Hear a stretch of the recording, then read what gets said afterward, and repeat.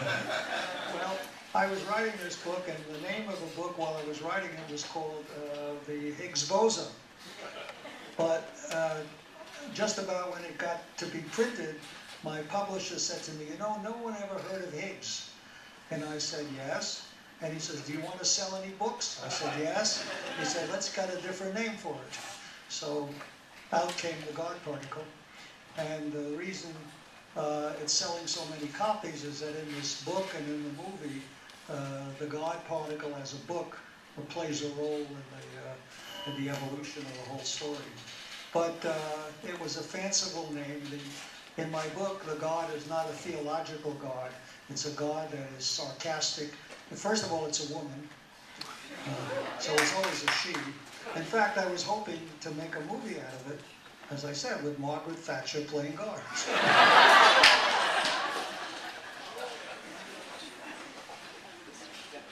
Having seen CERN and studying Higgs-Boson, do you feel that we may find it when CERN's fully functional? Well, you never can count your chickens until they hatched. There's hope. The question is, what's the probability? I'll paraphrase. What's the probability of actually discovering the Higgs boson at CERN? Kim? What would it mean if they did? What would it mean if they did? It would be a confirmation of our understanding of the standard model particle physics.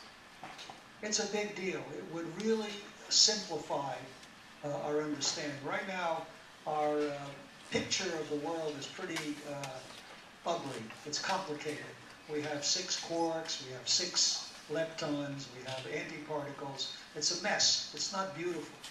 People and scientists are often stimulated by a conviction that nature is really very simple and very beautiful. And we haven't gone wrong on that for hundreds of years. But right now, we have a picture of the world which is not very beautiful, and we have theorists sleeping in the daytime and working all night to try to make a more beautiful theory. And the Higgs particle plays a big role in simplification, I think, of the world. So it's a really lofty goal, and I think we're all very optimistic for other reasons that this mysterious Higgs particle will show up, maybe even at Fermilab. Fermilab is running day and night, 30 hours a day, 50 days a week, trying to get to this discovery before Brand X. It's a friendly competition. Okay,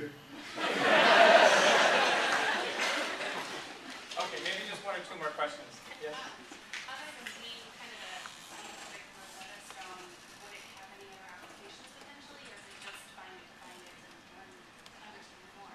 That's an interesting question. The question is, okay, great, we find the Higgs boson.